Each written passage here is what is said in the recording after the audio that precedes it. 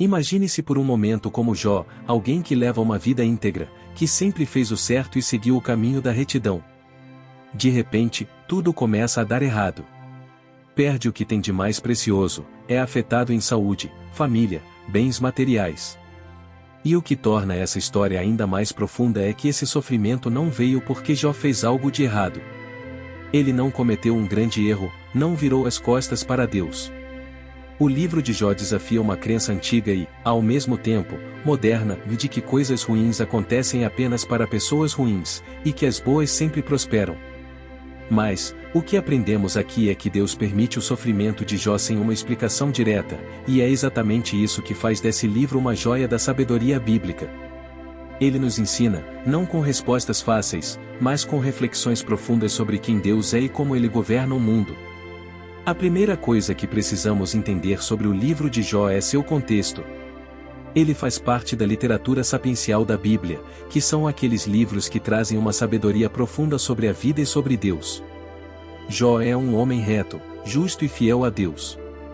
A Bíblia é clara em dizer que Jó é um exemplo de integridade e, por isso, ele se destaca. Mas então, Satanás se apresenta a Deus e propõe um desafio. Ele questiona: será que Jó continuaria fiel se lhe tirassem tudo o que tem? Em outras palavras, Satanás está dizendo que Jó é fiel apenas por conveniência, por receber bênçãos e prosperidade em troca. E aqui temos um ponto interessante: Deus permite que Satanás teste Jó. Deus não traz o mal sobre Jó, mas permite que Satanás o faça. Esse detalhe é importante, porque já vemos aqui uma diferença crucial entre o que é o mal e o que é a permissão divina.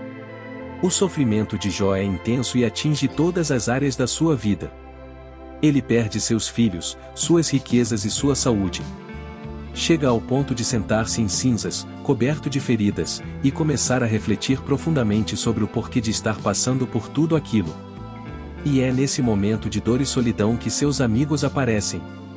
Ele faz, Bildade e Zofar chegam para confortar o Jó, mas o conforto que eles trazem não é o que esperamos. Eles acreditam firmemente que, se Jó está sofrendo, então deve ter feito algo errado. Na mentalidade deles, Deus recompensa os bons e pune os maus. Para eles, o sofrimento é uma prova de que Jó deve ter cometido algum pecado. E o que Jó faz? Ele rejeita essa ideia. Ele sabe que foi íntegro e que nada do que está acontecendo faz sentido sob essa ótica simplista de causa e efeito. Isso nos leva a um ponto crucial: o livro de Jó não se encaixa em uma visão simples de justiça retributiva, onde cada pessoa recebe exatamente o que merece com base em suas ações. Essa é a primeira grande lição do livro de Jó: a vida não é um sistema de recompensas e punições exatas. Nem tudo é preto no branco. O que Deus está nos mostrando por meio do sofrimento de Jó é que nossa compreensão do mundo e da justiça divina é limitada. Muitas vezes, somos rápidos em apontar dedos, em julgar, em achar que tudo é sempre uma questão de mérito ou falta dele. Mas e quando não é? O que fazemos quando a dor e o sofrimento parecem injustos, e não há explicação aparente? Jó luta com essas perguntas, e nós também lutamos. Depois de várias rodadas de conversas entre Jó e seus amigos, um quarto personagem surge, Eliú. Ele traz uma visão um pouco diferente, de certa forma, parece corrigir alguns dos pensamentos tanto dos amigos de Jó quanto de Jó. Eliú sugere que Deus pode ter um propósito maior que não entendemos, que o sofrimento pode ter um valor pedagógico, uma maneira de nos aproximarmos mais de Deus.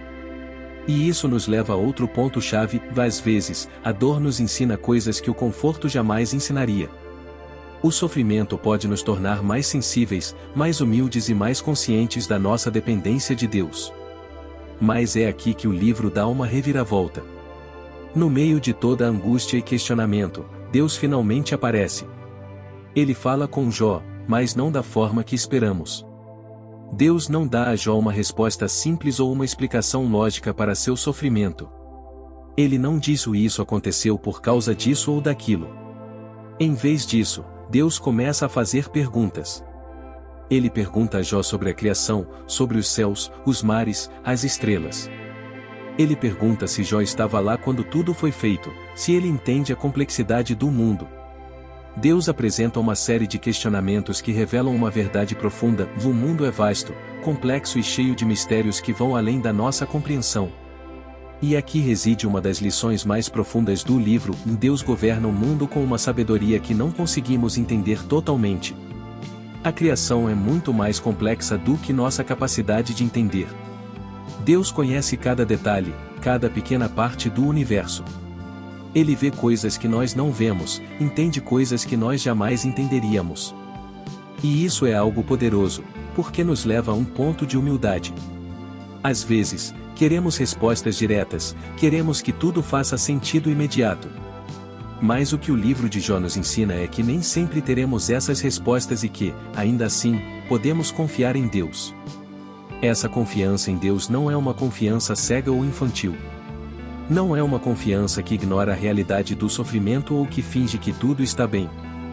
É uma confiança que reconhece o mistério, que aceita a nossa limitação e que vê em Deus uma fonte de sabedoria e justiça que vai além do que podemos entender. É como quando estamos dirigindo em uma estrada cheia de neblina.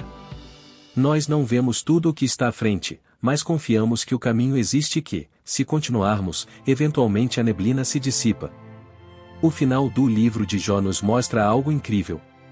Depois de toda a sua dor, de todo o sofrimento e questionamento, Jó tem um encontro profundo com Deus. Ele não recebe uma explicação detalhada, mas ele vê Deus de uma forma que nunca havia visto antes. Jó diz: Eu te conhecia só de ouvir falar, mas agora os meus olhos te veem. Essa é a transformação de Jó.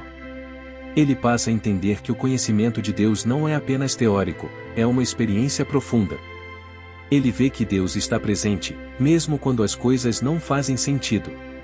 E aqui chegamos a uma grande verdade que o livro de Jó nos ensina sobre como Deus governa o mundo, com sabedoria, mistério e propósito. Podemos não entender sempre o motivo pelo qual passamos pelo que passamos, mas Deus vê além, Deus entende além, e Ele sempre age com um propósito maior. Isso nos convida a ter uma fé madura, uma fé que é capaz de confiar em Deus mesmo quando não entendemos completamente o que Ele está fazendo. O livro de Jó é um convite à humildade e à confiança. É um lembrete de que nossa visão do mundo e da vida é limitada. Nos lembra que, em meio ao sofrimento, podemos nos aproximar de Deus, não por respostas fáceis, mas por um relacionamento mais profundo. E assim como Jó, podemos chegar ao ponto em que dizemos: agora os meus olhos te veem. O livro de Jó nos mostra que, mesmo em meio ao sofrimento e à dor, Deus não é indiferente. Ele está presente. Ele vê o que não vemos e entende o que não entendemos. É uma sabedoria que nos chama a confiar, a aceitar que nem sempre teremos todas as respostas, mas que temos a Deus, e isso é suficiente.